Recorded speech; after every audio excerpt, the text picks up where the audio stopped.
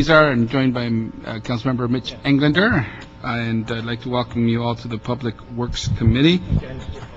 We have a number of items today, and I believe one of them is for consent, unless we have a public speaker's card.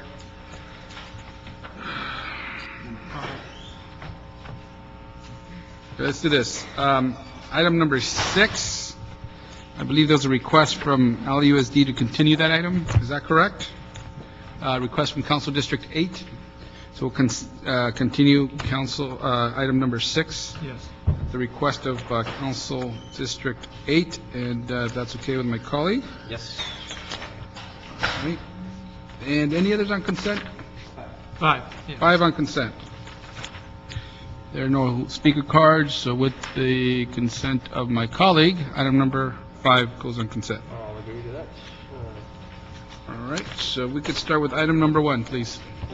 Item number 1 is a discussion with the City Administrative Officer, Bureau of Street Services, and Bureau of Sanitation regarding the council-approved transfer of the waste receptacle services to the Bureau of Sanitation.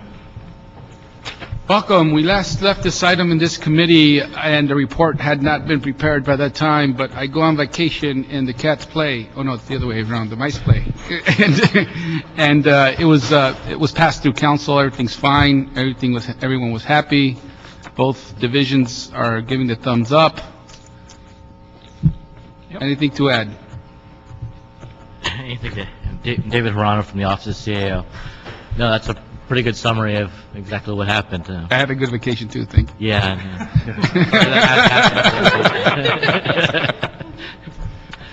Anything to add to this? It passed through council already, but it was a budget item, and everyone seems to be okay with it now, right? So, okay. I did have a question on the receptacles for the ones in business improvement districts. After bids go bad or become defunct and close their doors, who's responsible for clearing those out? Ron Olive, Bureau of Street Services. Good afternoon, council members. Of course, the white receptacles and the adopt-a basket receptacles have all been transferred over. You're right, the one missing piece is that we have a database of somewhere between 600 and 800 receptacles we're aware of, bids, other community-sponsored cans.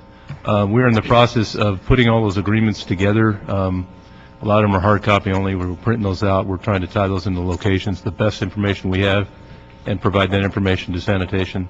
So it is our understanding that all of those receptacles and the responsibility to oversee those and to answer questions on those would be the responsibility of sanitation. Okay, so we don't have an answer yet. No. Again, it's our understanding that all receptacles, including those sponsored by the bid and other communities that weren't necessarily adopt-a basket, but were sponsored and there's agreements in place. We have those. We're kind of monitoring those in street services. We have been, but with the transfer of all the functions over, we are providing the information to sanitation. So it's our understanding that Bureau of Sanitation would be responsible for overseeing that and monitoring those. If I may, Khalil Garias, Bureau of Sanitation.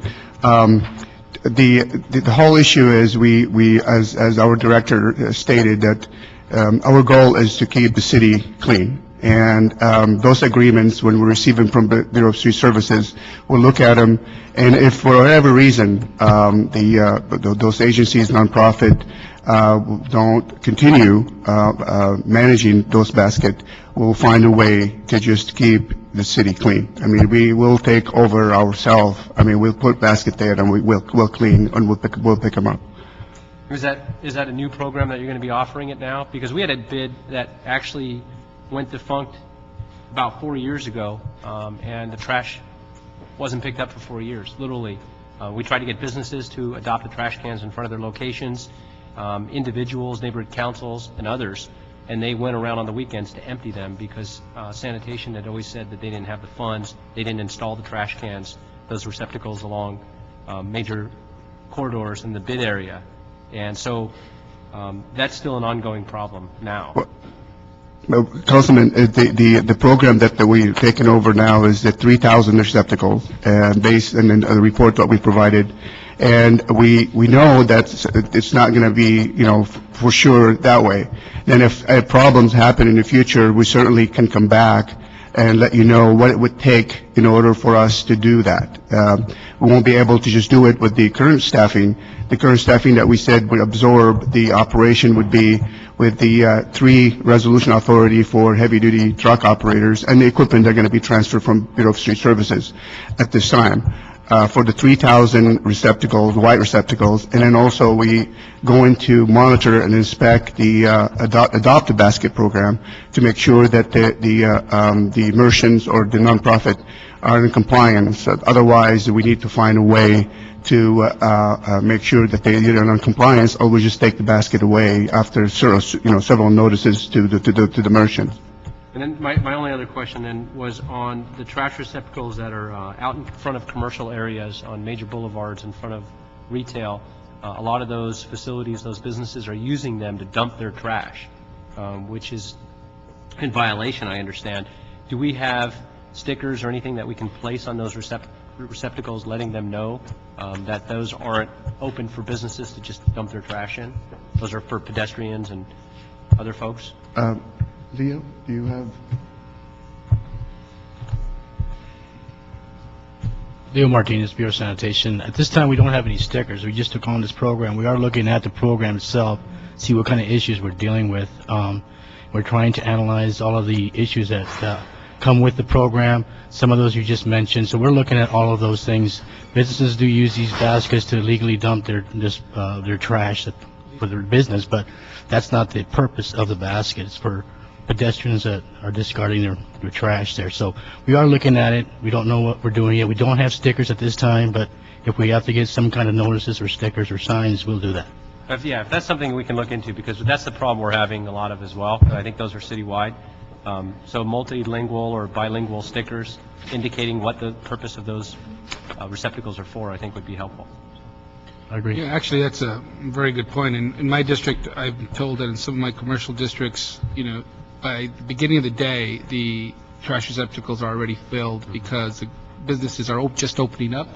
They got a lot of trash from the previous night, so they just go out and dump it in the receptacles. So at some point, I guess, through this committee, we'll ask for a report on what we can do to help educate or inform the appropriate use of those receptacles, and if it's signage or notices to the local business owners, whatever it might be helpful. Council members, also just to give you some updates, what also we're doing, we know that your involvement is very, very important to us as a Bureau, and we created a community affair advocate team. And then that will be going and meeting with your offices. Hopefully we'll finish meeting with every single district by the end of July. The first meeting we had was your office, Councilman, today, and then we appreciate all the help that you gave us. It was a great list that we received from you, the comments, and all the concerns that we hear from the council district.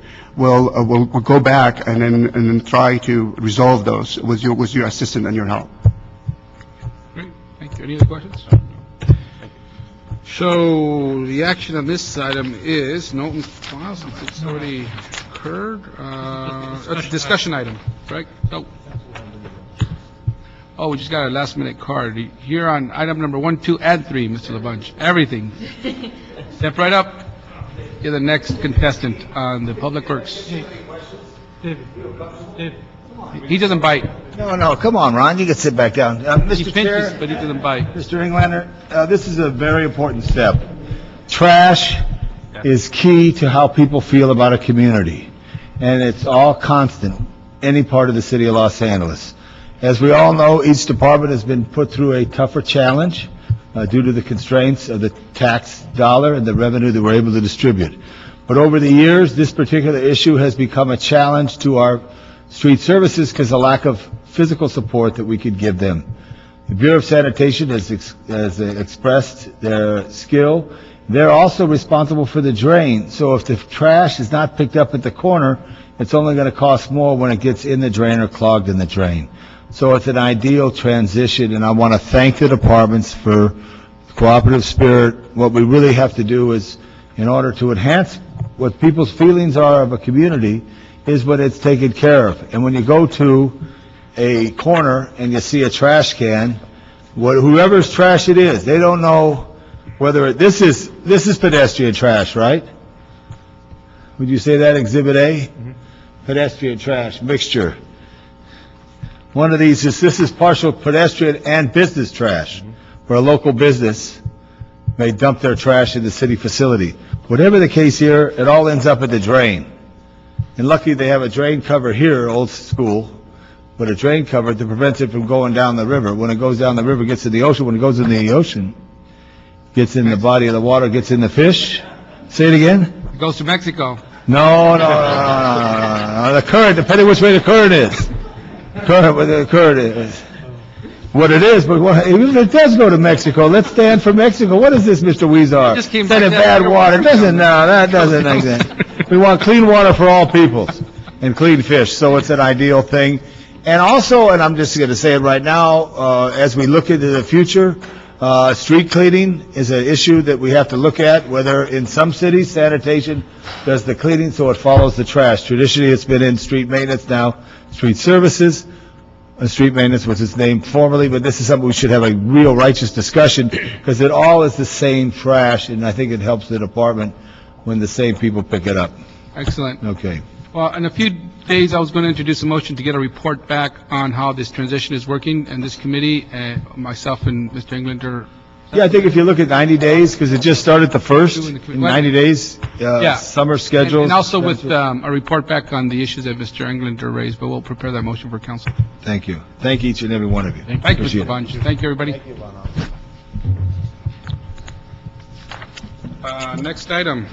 Item number 2 is a motion by Councilmember Labange and Weezar relative to amending the Los Angeles Municipal Code, Section 42, to allow newsstand vendor to sell additional sundry items excluding tobacco products, and instructing the Bureau of Street Services with the assistance of a Chief Legislative Analyst and City Attorney to undertake a review of newsstand policies of other municipalities.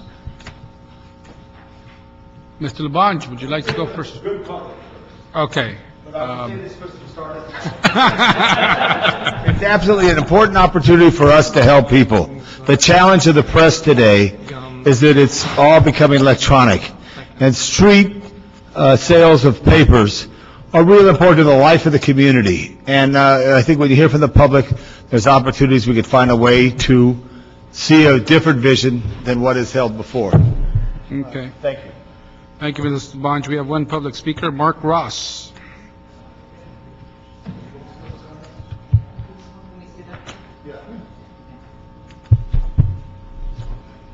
Hi, thanks for hearing us. Los Feliz Newsstand is located at 4657 Melbourne Avenue, at the corner of Vermont. Since we opened the newsstand 11 years ago, we have sold magazines and newspapers from all over the world. During this time, we have also sold candy, gum, soft drinks, bottled water, cigarettes, and incense. In February 2010, investigators from the Los Angeles Bureau of Street Services approached the newsstand and told us that we were no longer allowed to sell any of the above-mentioned items, except newspapers and magazines. They cited the newsstand with a notice to abate nuisance violation. Since then, we have spoken to other newsstands in the city to see what they were selling. Fast forward a year and a half to the present, and these newsstands are still selling all of these items. None of the many newsstands we talked to had heard or been told anything by street services regarding restrictions on what they can or cannot sell. We are frustrated as to why we're singled out for this selective enforcement while every other newsstand in the city continues doing business as usual. A few months ago, we had a very productive meeting with Councilman Labange and his staff. He expressed to us that he doesn't want to see newsstands fail, and he has brought this motion forward to change these restrictions, allowing newsstands to sell various sundry items excluding tobacco products. We also had, around that time, a very helpful meeting with Councilman Weezar. We wonder why these restrictions are being enacted now, especially in an economic downturn. The fact is, newsstands in Los Angeles have never had to rely solely on the sale of newspapers and magazines because these restrictions against selling sundry items have never been enforced. These days, newsstands are already struggling financially, and just to reiterate what Councilman Labange said, fighting to stay alive as more and more people are moving away from print media. Selling beverages, snacks, etc. helps newsstands to stay in business. If the city of Los Angeles ever does get around to enforcing these excessive restrictions against all newsstands, newsstands will simply cease to exist. There isn't enough profit to be made. You could Can I go continue? ahead and Thank finish up. If all newsstands are forced out of business, that just means more unemployment and loss of tax revenues for the city. While the chief legislative analyst and city attorney undertake their review of newsstand policies in other municipalities, we are respectfully requesting that a moratorium be put in place to remove the restrictions against the Los Feliz newsstand so that we may be afforded the same treatment that all other newsstands in the city currently enjoy. Since February 2010, the Los Feliz newsstand has suffered substantial loss of income due to the enforcement of these restrictions, and at this point, the newsstand is borrowing money just to stay open. It's been a year and a half. If we have to wait any longer, we will be out of business. Thank you. Great, thank you very much. And you brought people for moral support. Thank you very much, and we had a great meeting, and thank you for bringing this to our attention, and we clarified some issues with some other ordinance that I had asked to be implemented that focused more in the downtown civic area, given some of the changes that have been occurring there. But I think this motion, thanks to Mr. Labange, is going to help clarify some of that and help allow some of these newsstands to continue to thrive while complying with the new regulations. So I think other than asking the city attorney to, well, we're going to move this forward to council, asking the city attorney to draft the ordinance. That's our next step. So we'll move this forward. Okay. Any questions or comments from?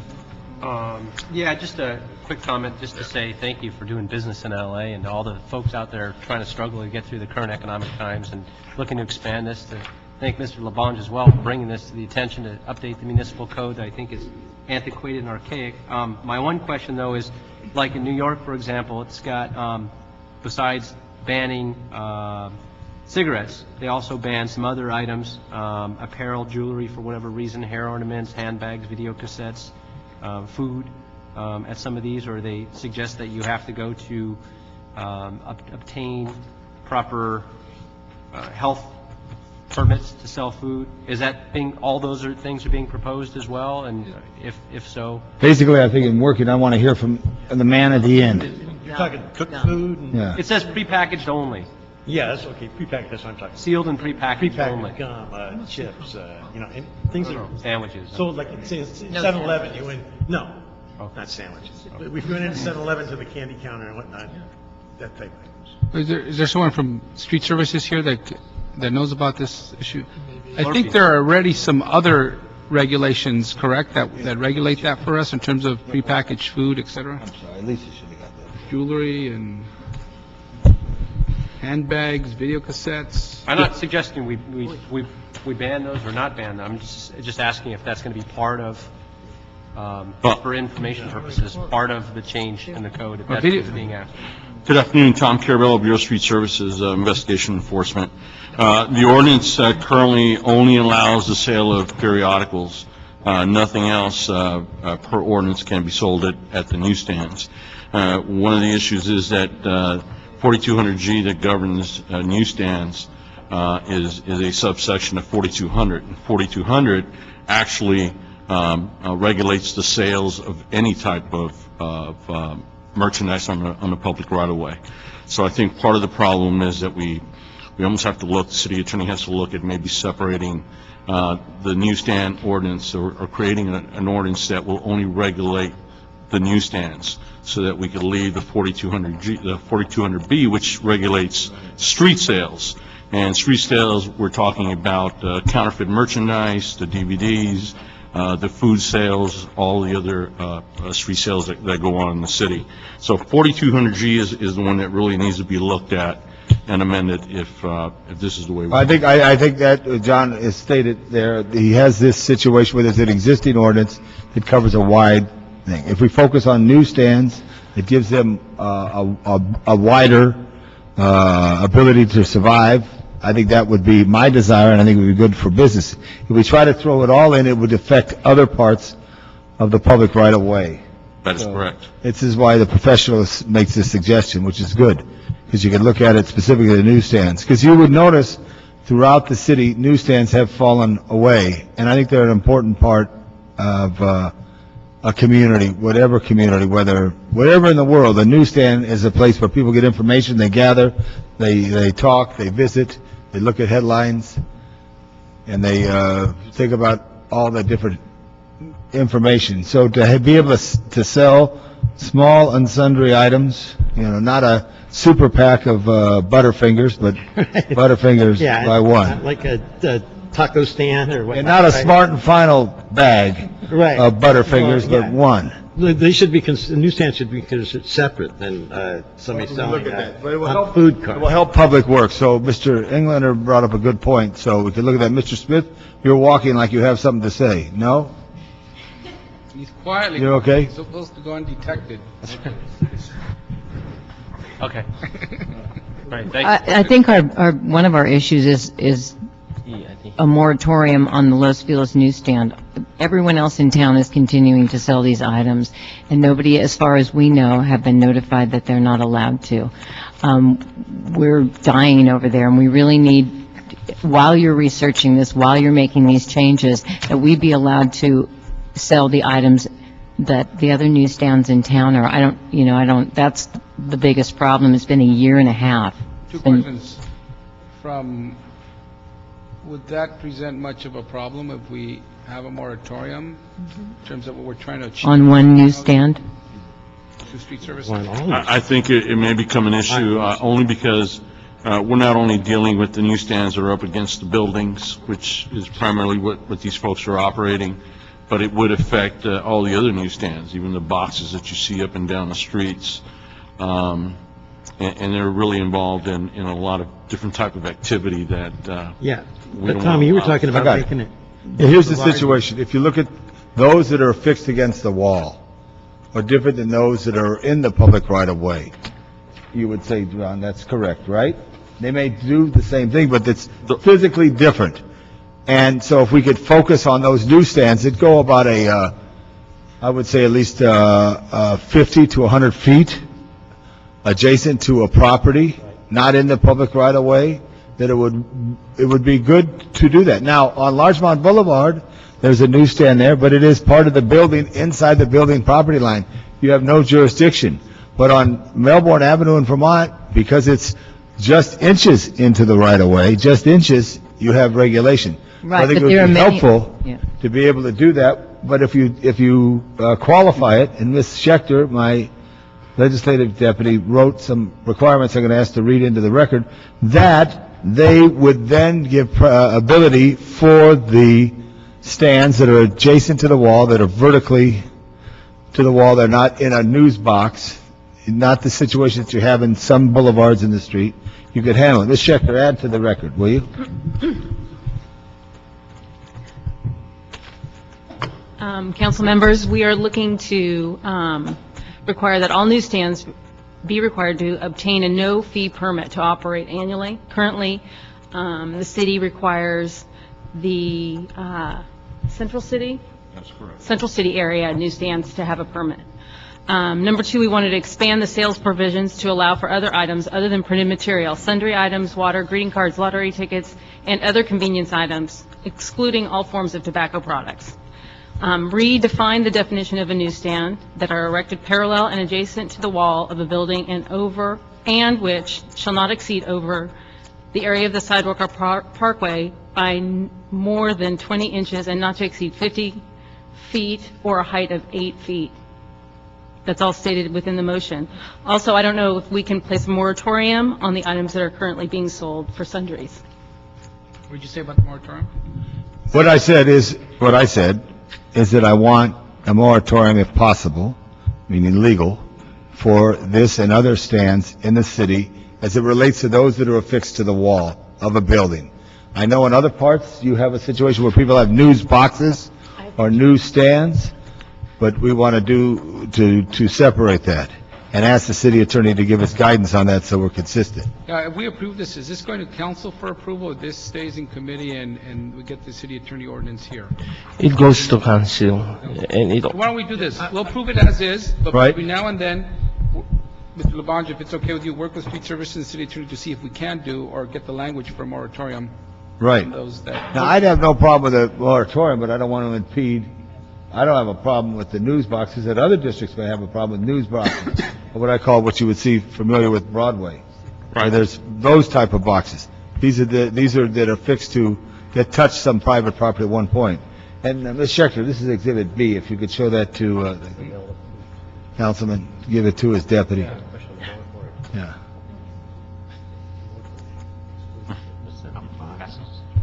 No, I think it's... That's the location. So we'll approve it with the moratorium?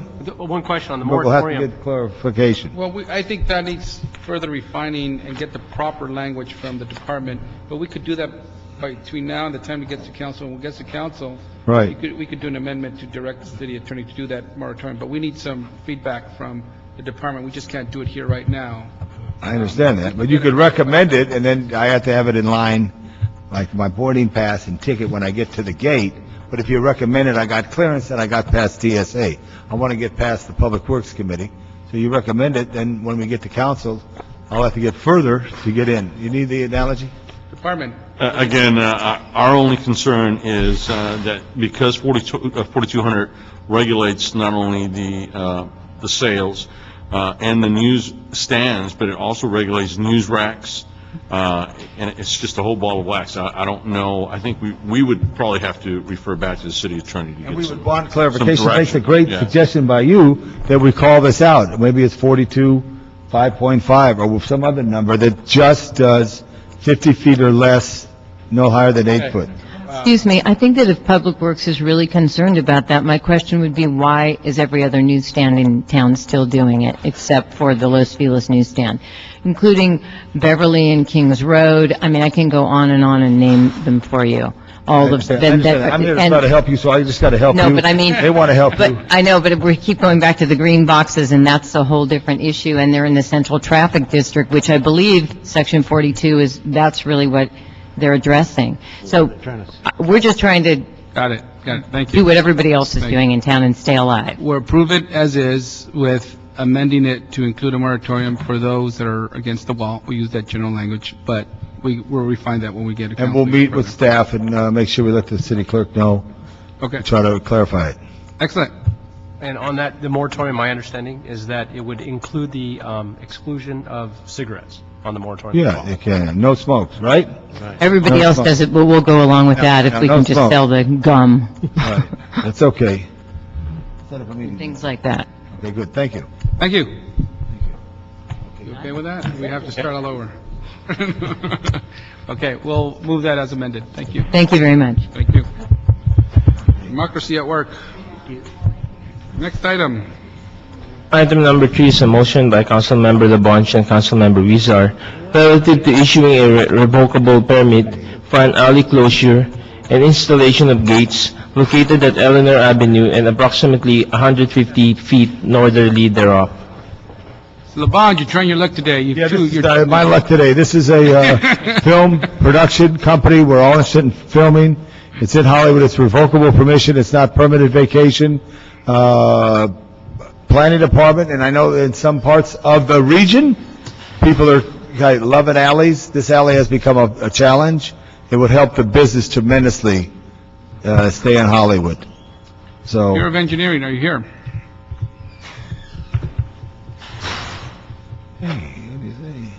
Good afternoon, Edmund Yu from Public Works Engineering. Based on this motion, the Bureau of Engineering is going to process this application to the Board of Public Works for consideration. Revocable permit is actually under the jurisdiction of the Board of Public Works. So, and I'm sure at that time, the Bureau is going to look at the recommendation from the councilman, the community, and try to present the case to the Board of Public Works, and then they will be the one that actually is the one that will be issuing the permit at that time. They have jurisdiction, not the That's council. correct. That's correct. Not the city council.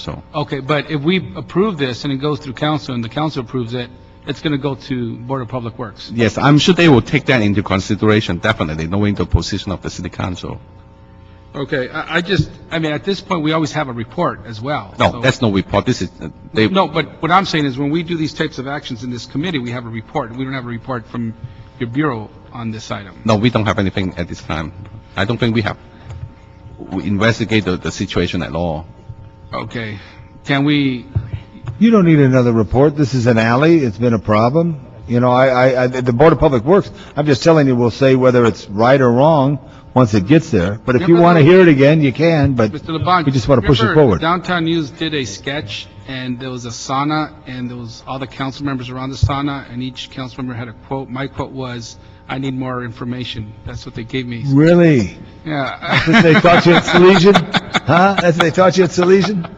I said, it was something like, let's research this. I need more information. All right, okay. So, no, honestly, the procedures in this committee, we've always had reports before. I mean, there's a number of questions we have here. You know, what's the purpose of the alley vacation? Does it affect adjacent property owners? We go through those procedures, and we have those questions answered before we could approve that in committee. So it was news to me that Public Works, Board of Public Works approves these, but we're going through this procedure, and we don't have the report. I just feel uncomfortable moving forward at this time. Here's the situation. As the city's representative, this helps the business. It's in a film business. I'm trying to help film business. Mr. Alicorn's been a champion of that, as others have as well, to help film businesses. So my deputy will tell you. Here, you can speak there. Sorry. And introduce yourself. Pardon me, Mr. Chair, Councilmembers, Doug Manzone, work for this guy to my right. The request was made by the Bureau of Engineering to introduce this motion to get the revocable permit done, or moving faster. I had assumed that the department would have the report ready to go since they're the ones who recommended and drafted the language of the motion.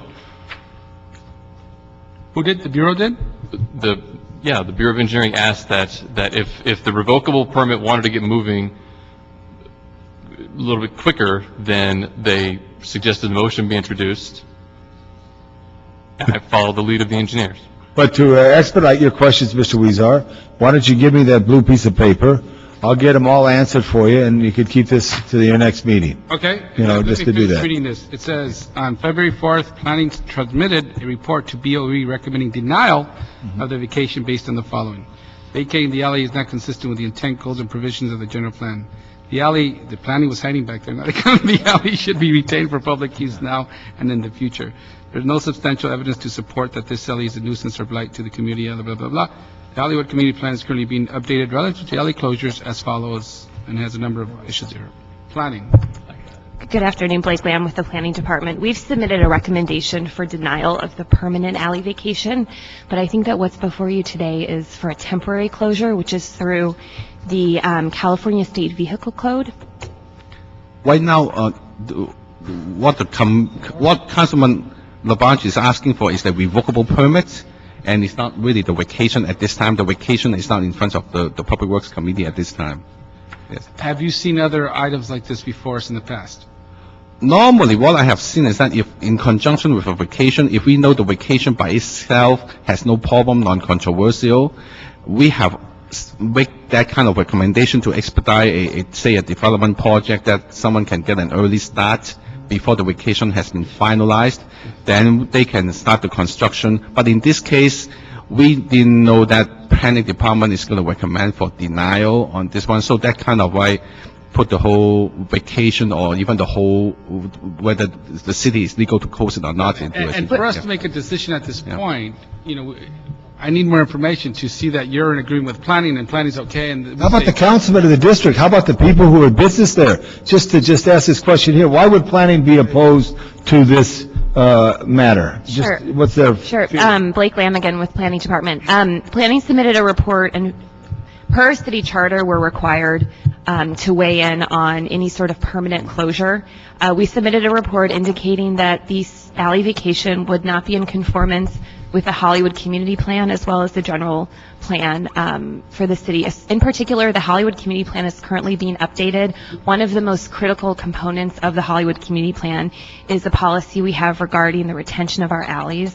The retention of alleys is really important when you're doing redevelopment projects. It provides much needed circulation throughout the community plan. This alley in particular is utilized by businesses for trash pickup, for loading and unloading deliveries. It can be used by pedestrians for circulation. So our report details why the alley vacation is not in conformance with the Hollywood Community Plan. Now, from my understanding, we just give a recommendation to this process, and then it would be up to City Council to either approve or deny the alley vacation. Yeah, when I chaired the Public Works Committee, we processed many street closures and alley closures. It's my recollection, and unless the policy changed, and I'd like to ask, when did the policy change and what did it change to, that the determination of a closure is, under council's perspective, is a policy consideration that can be made if certain findings are made. Those findings are that it doesn't conflict with the state vehicle code, that it will allow for adequate transportation, that there's a particular blight issue, there's violence issues, as long as we make the findings. But I want to make it clear, I don't believe that if we make those findings, I don't believe that the Bureau can override our decision. It's wrong for the Bureau to come before this committee and say that they have jurisdiction on that matter. We have jurisdiction, as far as I know, unless the city attorney says that I'm wrong. He's saying the Board of Public Works. Yeah, Councilman, you're correct. On a closure, the city council is the decision maker. Normally, a permit is to effectuate the decision from the city council. Say, for example, if the council has decided to allow a closure to happen on an alley, before they can actually close it, they have to go to Public Works to obtain the permit. That's how the Public Works will look at the permit situation to make sure the gate is located in a safe manner. We will have DOT and fire to look at the gate. So we are looking more or less on the technical issues rather than the policy of trying to override. I disagree. I believe if the city council makes the findings, the relative findings, and the city attorney would have to tell us what those findings have to include. Very similar to the parking, the special parking. If we make those findings, we can direct them, as this motion does, to issue the irrevocable permit. That doesn't undermine their responsibility to ensure that it falls within the irrevocable permit. But if we direct them to do it, they have to do it. Two things on that. Number one, has the policy changed? Though the policy has always been the city council is the decision maker. Okay, well, on this, I do know that back in the 80s, we were giving a lot of temporary revocable permits to close alleys. Right. We were doing it quite a bit. Yeah. Now I don't see any, and I've been told, just randomly, that we don't do that anymore. I mean, nobody pointed to me what policy or where the code is, but that's what I've been told. Yeah, that policy was changed in 1995, basically coming from the state. The state has taken the jurisdiction from the city in allowing closure away from the city altogether. This is in the state vehicle code. Basically, the state is saying that before a city can authorize the closing of an alley or street, has to be based on certain finding, criminal issues and all that. So that was changed in 1995. Okay, and where are the findings for this? Normally, for closure, for finding would be they are just... I know what but for this particular alley, have you presented those findings to this committee? No. Okay. So what do we have, on what basis would we say yes or no? This closure is tied to a potential vacation. Normally, if the city council is going to approve a vacation, then the revocable permit will allow someone to have an early start in closing the alley while the vacation is going on. Stop right here. Yeah. This city, when we think about this, we're decision makers. I'm trying to understand what the process and procedure is for us to do this. I'm not getting a clear roadmap on what that is. Okay. Can anybody in this room answer that for me? I can try to explain again. Okay. Okay, in a vacation, normally, unless a vacation is completed, no one can go out and put up a gate in closing an existing alley or a street. But occasionally, in the city council or the council office may want to help an applicant to expedite the putting up the gate. So while the vacation process is still going on, they would introduce a motion to direct the department, knowing the city council has already granted a vacation conditionally, to allow someone to put up a gate earlier. Okay, I don't think that's what the chair was talking about. Let me tell you, the process, because I did a lot of these closures, I did some of them in my own district. The process was that the Bureau would work with the council office to help the council office figure out what findings need to be made and how to make those findings. In this case, it seems like the Bureau is not working with the council member. And so I think it would be appropriate for this committee to direct the Bureau to work with the council member to come back with recommendations related to how to proceed on this particular case. Okay. I move it. Is there a second? Mr. Englander didn't hear. I didn't hear, I'm sorry, motion. It was great stuff, just say it. If it was anything like council this morning, then yes, I second it. You didn't get the memo. We get one, each council member gets one freebie from the new member. I'll give you the freebie. Was it you're moving it? No, what I'm saying is that the historical process that I was familiar with when I chaired the Public Works Committee and I closed a lot of these streets, and by the way, we didn't close every council member's request, and members of the committee disagreed, and sometimes, and I actually was not an advocate for street closures. The ones that I closed in my district were situations where there was major gang activity. In fact, those streets still remain closed in Blythe Street and actually in the North Hills area on Columbus. And so, but the process was that the Bureau would work with the council office to help them go through the process of what findings, what kinds of findings can be made with regard to a particular site. What I'm saying, my motion is to direct the Bureau to work with the council office. I mean, I'm sort of stunned to hear that, I don't want to say, it was, what was that word in council today? Let's not talk about that. I was stunned to hear that. Startled to hear that the Bureau helped the staff write the motion, because, you know, clearly there was information that was left out. So the motion is to direct the Bureau to work with Councilmember Labange to see if the findings can be met, and, you know, what those findings are, and if they can be met, and what's the process to... I got that. I just want to let you know. Wait a second. Wait a second. Proper procedure. Mr. Chair. Mr. Chair, I'm chairing. All right. Is that a proper procedure? If this is for a criminal closure, What then, the motion is. His motion, I'm not saying that it's proper, but however you work in your procedures, is that out of line with how you work? No, that's fine. Okay. Yeah, we can work with it. Labange. Second. The planning department. Let's hear from the planning department. I just wanted to ask a question and just make a point quickly. First of all, from my understanding, the closure is temporary in nature, can be up to 13.5 years, I think. It's 18 months with 18 extensions, something like that. And a closure and a vacation don't have to go hand in hand, so they're two separate actions. A vacation could happen without a closure preeminently. A closure can happen without a vacation. So I just wanted to make that point, because I think it's a little confusing that they're both issues on the table.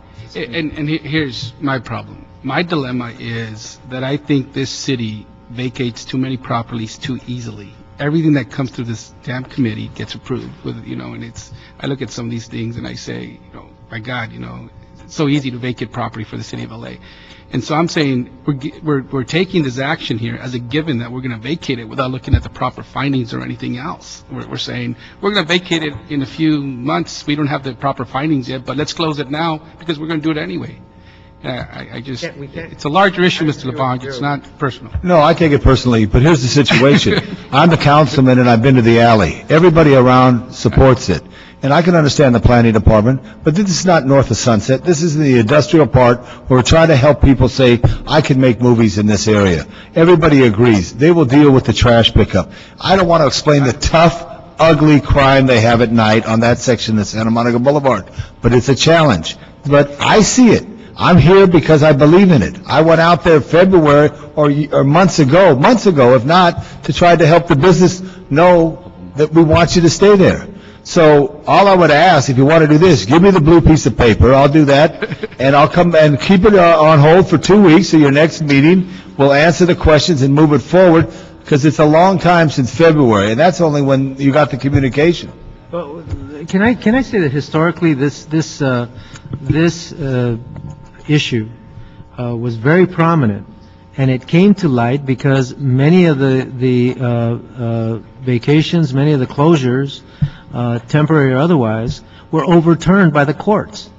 So we're not trying to put roadblocks in your way. We're just trying to remain legal. I got that. And So give me the blue sheet. There's we'll a get you way the to make answer. the findings. What I said I had a problem with was that the Bureau did not explain all this to your staff and work so that when it comes to committee, we have the findings before us, we have the community's, petition in front of us, and we can make a very easy decision. That's the way to get it done, and that's the way it used to be done in every single case. And by and large, I would say 90% of the cases, the council member prevailed. Mr. Englander. Yeah, I just have, You gotta get used to that. I know, you gotta, well, practice Englander, you gotta say Usually- 10 times every night before you go to sleep. I usually turn around and say, Mr. Smith. Then your wife is That's easy. Hey now. Oh. Hey now, all right. Then your wife is going to wonder. That was then, this is now. This is a revocable permit. I understand that a bond would be put in place to cover any and all costs, put it back to its present condition, if for whatever reason the city deems it doesn't work out. Is that correct? And the question is, can that be done at any time? For whatever reason, Mr. LaBonge or somebody else in the community steps forth, or a neighborhood council, or the city, for whatever reason, says this doesn't work. Planning finishes their report working with BOE, whatever that might be, and says, well, you've done this, you've placed the bond, however, we're going to revoke now that permit because it didn't work. It's causing these circulation problems. It's causing unintended consequences. Can then, for those findings, it could be revoked, and the bond has been put in place, we can put it back to the way it was? Is it that simple? Yeah, that's correct. There's typically a standard requirement to require a bond like this. When the permit is revoked, then they would have to use the bond, or the city can use the money to put it back into the current condition. Yes. What cost is it to the city? Any cost? In this case, property would be just basic processing costs. Okay.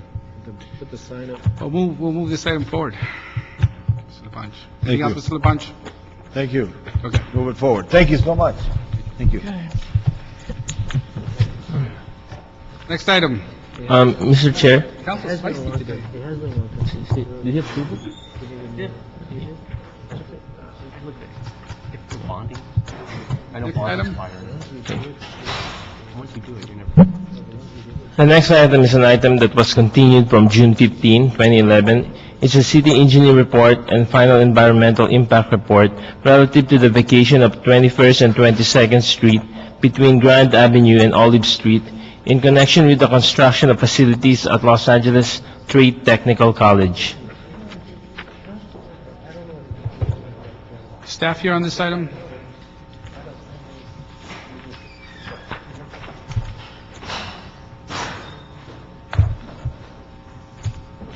Good afternoon, Marie Rumsey here on behalf of Councilmember Jan Perry's office, and we are here to ask for modifications to Bureau of Engineering's report. Basically, what we're asking for is that the widening dedication be waived, and then subsequently the construction improvements be waived. If the requirements from Bureau of Engineering were imposed, it would only represent about 620 feet of roadway, so it wouldn't be a real widening opportunity. The reason for that is because Olive dead ends, and there's a new parking structure that was just built on Grand. And then the cost to Trade Tech would be $3.5 million for a widening that's not really necessary. So that's it in summary. Thank you. There's another vacation, and I think I heard this item as a committee of one last time, and at that time I felt uncomfortable moving forward when I was hearing different recommendations from different divisions.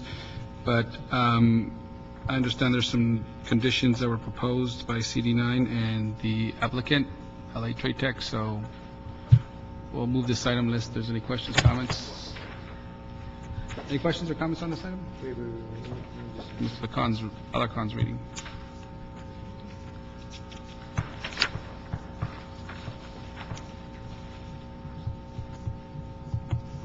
Oh, yeah, that's fine. He says that's fine. So moved. Any objection? No objections, so ordered. Thank you very much. Thank you for coming back. Thank you so much. Sorry to take your time. Next item. That's it, sir. We're done. There's none. That's the last one. Thank you. Welcome, Mr. Englander. Englander. Very good. Excellent. Thank you. We need a journal.